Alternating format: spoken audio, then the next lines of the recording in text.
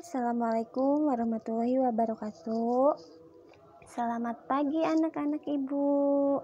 Bagaimana kabarnya? Semoga kita semua selalu diberikan kesehatan ya. Tetap semangat untuk PJJ-nya. Sekarang pelajaran bahasa Sunda. Ya, bahasa Sunda. Coba dipersiapkan buku paketnya dan alat tulis lainnya. Kita akan membahas materi tentang kecap anteran. Kecap anteran. Dibuka buku paket halaman 23. Halaman 23. 23 ya, halaman 23. Hari ini hari Rabu tanggal 16 September 2020. Nah, apa sih kecap anteran itu? Kecap anteran dina bahasa Sunda aya nu disebut kecap panganter. Boh kecap panganter pagawean, boh kecap panganter kaayaan. Ieu kecap panganter teh gunana pikeun ngantepkeun caritaan. Kecap panganter nyaeta kecap paranti nganterkeun kecap pagawean. Maksudnya adalah kecap anteran atau kata pengantar tidak ada arti secara khusus. Dia hanya mengiringi atau sebagai pengantar kata kerja di depannya. Jadi hanya kata pengantar yang berada di depan kata kerja. Seperti itu.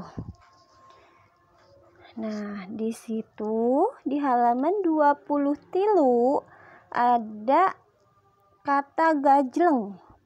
Kata gajleng adalah kecap panganter dari kata luncat, yang berarti luncat itu lompat dalam bahasa Indonesia. Jadi kata gajleng biasanya digabung atau berada di depan kata luncat. Contohnya nih, bakat kurewas ... Agus luncat. Di situ ada kata luncat. Nih, menjadi bakat kurewas gajleng Agus luncat. Nah, seperti itu.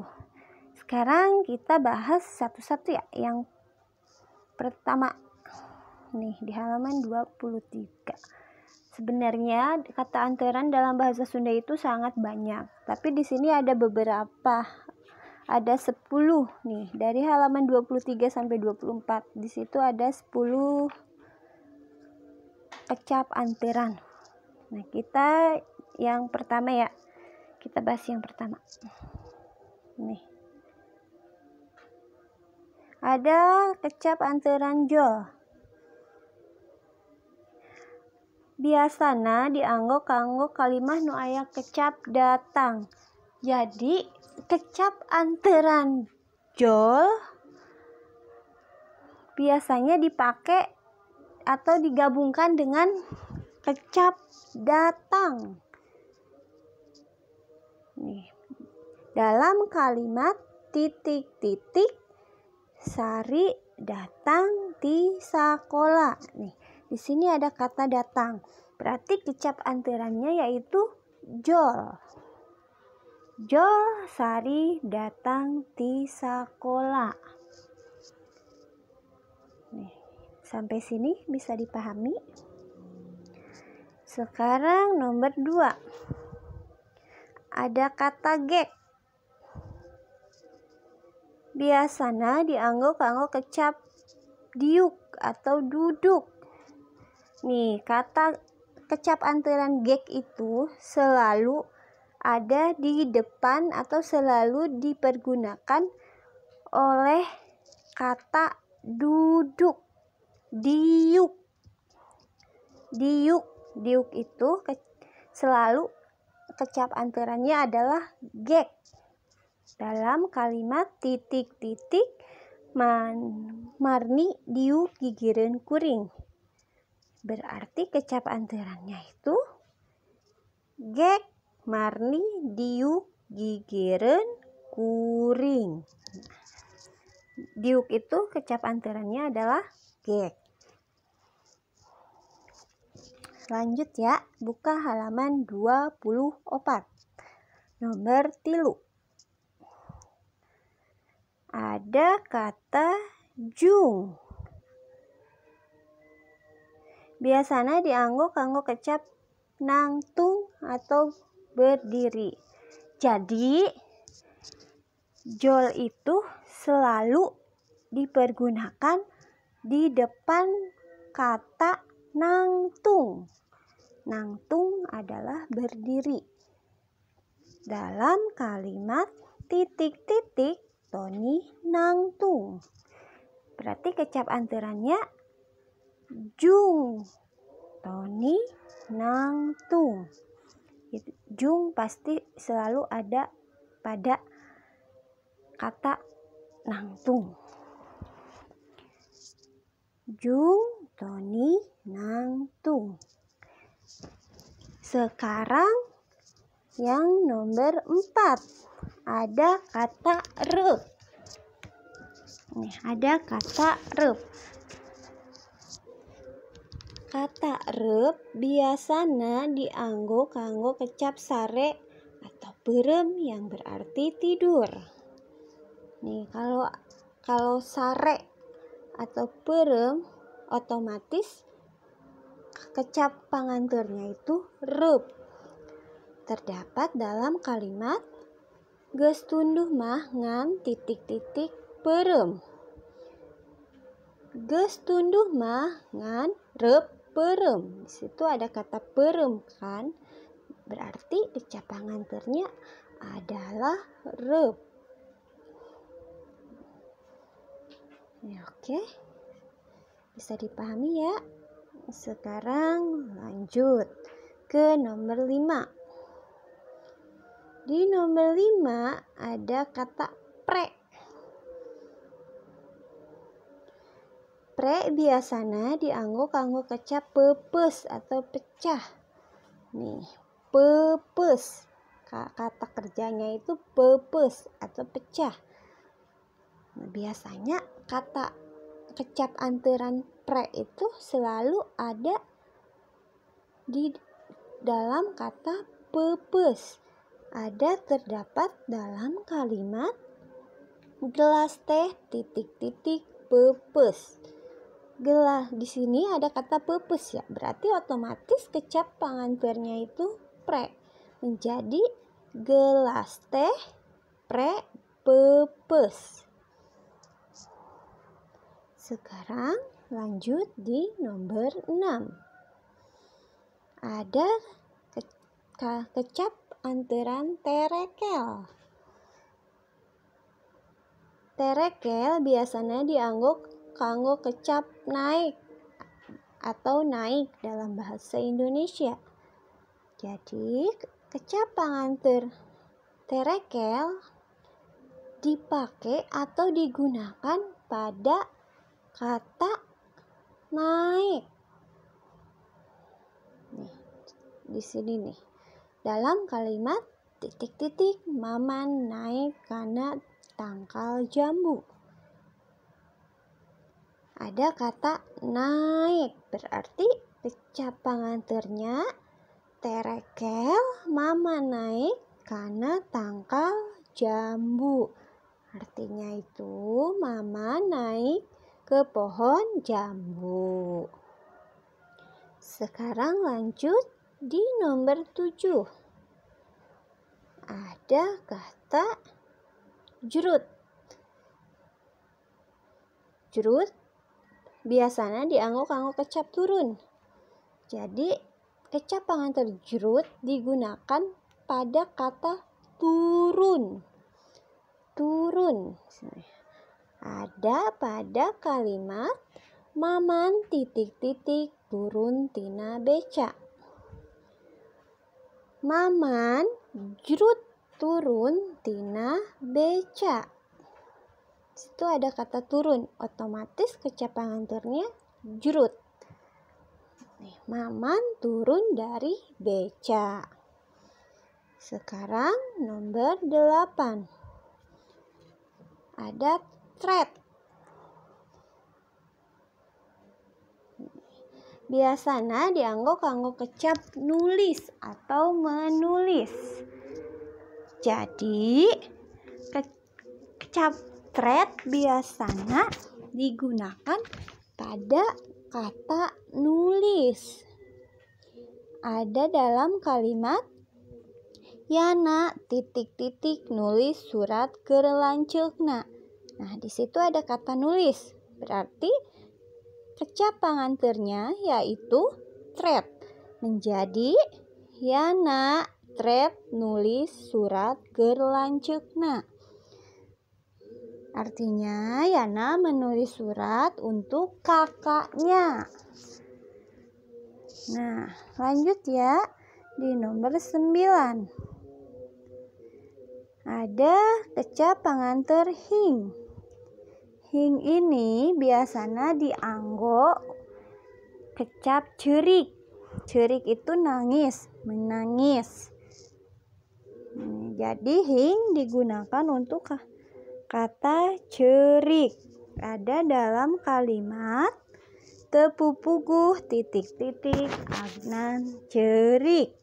Nah, disitu ada kata cerik. Berarti kecap panganternya adalah hing.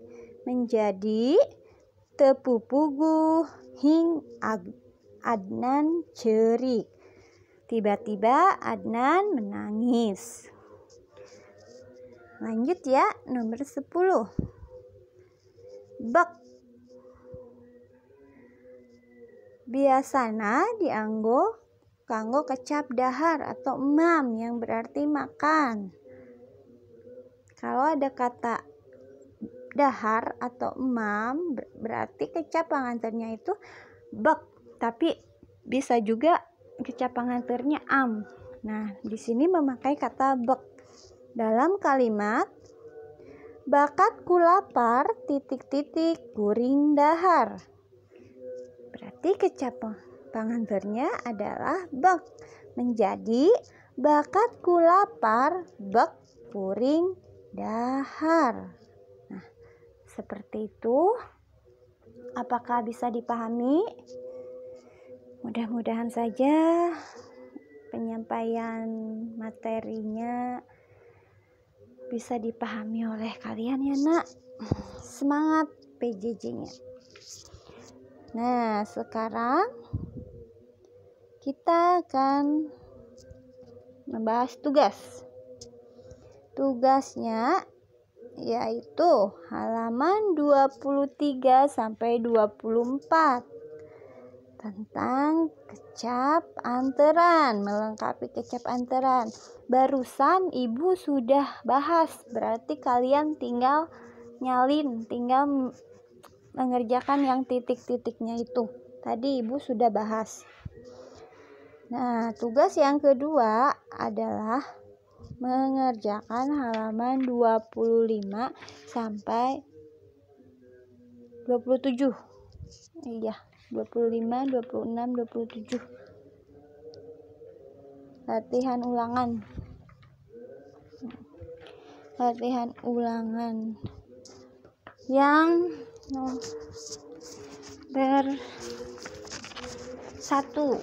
nomor 1 adalah kaulinan honghongan teh nah sarua jeung kaulinan. Jadi permainan honghongan itu sama dengan permainan ucing sumput. Ucing sumput itu petak umpat, atau B ambil-ambilan, atau C sondah.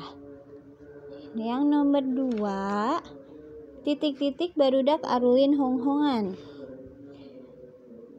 Titik-titik anak-anak bermain honghongan. Jawabannya poe Minggu, yaitu hari Minggu, poe Salasa, hari Salasa, atau C poe Kamis atau hari Kamis. Jawabannya ada di bacaan honghongan pada awal pertemuan bab 2. Barudak nomor 3, barudak arulina di buruan imahna. Anak-anak bermainnya di halaman rumah siapa? A. Maoni, B. Maio, C. Maomo. Ini semua jawabannya ada di wacana hong-hongan. Sekarang nomor 4. Nu ngajakan ulin hong-hongan teh ... Siapa yang mengajak bermain hong-hongan? Apakah Pandi, Eko, atau Maman? Sekarang nomor 5. Keur nangtukeun saha nu jadi ucingna Agus ... nepi ka 25. Untuk menentukan siapa yang menjadi ucing penjaga Agus ... sampai 25. Ngitungna atau menghitung, B. Ngitung, atau C. Dihitung. Coba yang mana? Sekarang nomor 6. Harita nu kabagian jadi ucingna teh ... Siapa yang tadi kebagian menjadi ucing penjaga? Yana atau Haryono ataukah Agus? Sekarang nomor 7. Kaulinan nu ngagunakeun alat nyaeta permainan yang menggunakan alat, yaitu oray-orayan atau ular-ularan, ambil-ambilan, atau panggal. Nih, sekarang nomor 8. Di nomor 8, 9 itu materi tentang kecap anteran. Nih, sari datang ti sakola. Nih, kecap anteran yang cocok untuk kata datang. Kecap anterannya apa? Jol, dug, atau blug. Sekarang nomor 9. Toni nangtung. Kecap anteran untuk kata nangtung adalah A. Berebet, B. Jung, atau C. Rap. Coba yang mana? Barusan ibu udah jelasin ya. Sekarang nomor 10. Kaulinan barudak. Permainan anak-anak, permainan tradisional ya maksudnya. Apakah HP atau congkak ataukah PS? Oke, bisa dipahami ya. Lanjut ya di yang bagian Romawi 2. Nah, nomor 1. Naon bedana kaulinan hong-hongan jeung ucing sumput? Apa bedanya permainan hong-hongan dan petak umpet? Semoga masih ingat ya di pertemuan pertama bab 2. Nomor 2. Kumaha prak-prakanana ulin hong-hongan? Bagaimana cara bermain hong-hongan? Nomor 3. Naon anu disebut cambal dina kaulinan hong-hongan? Apa yang disebut dengan cambal dalam permainan hong-hongan? Nomor 4. Kunaon harita barudak ngeusan ulin hong-honganana? Kenapa anak-anak mengakhiri permainan hong-hongan? Alasannya apa? Nomor 5. Larapkeun kana kalimat kecap panganteur. Jadi buat kalimat kecap panganteur dari yang pertama A. Berebet lumpat, B. Dug sare, C. Hingceurik, D. Jep jempe. Jadi kecap panganteur ini dibikin kalimat. Nah, untuk pengerjaannya yang halaman 23-24 langsung di buku paketnya. Begitu juga yang pilihan ganda 25 sampai 27 di buku paketnya. Nah, yang esai halaman 28 itu bisa di buku catatan. Tetap semangat PJJ-nya ya. Untuk penyetoran tugas paling lambat hari Sabtu, dikirim via WA saja. Untuk PH2 insya Allah kita akan melaksanakannya minggu depan tanggal 23 kita PH2 ya. Semangat, jangan lupa belajar. Mungkin untuk pertemuan kali ini dicukupkan sekian. Mohon maaf apabila ada apabila ibu ada salah-salah kata. Mohon maaf juga apabila banyak kekurangannya. Hatur nuhun. Wassalamualaikum warahmatullahi wabarakatuh.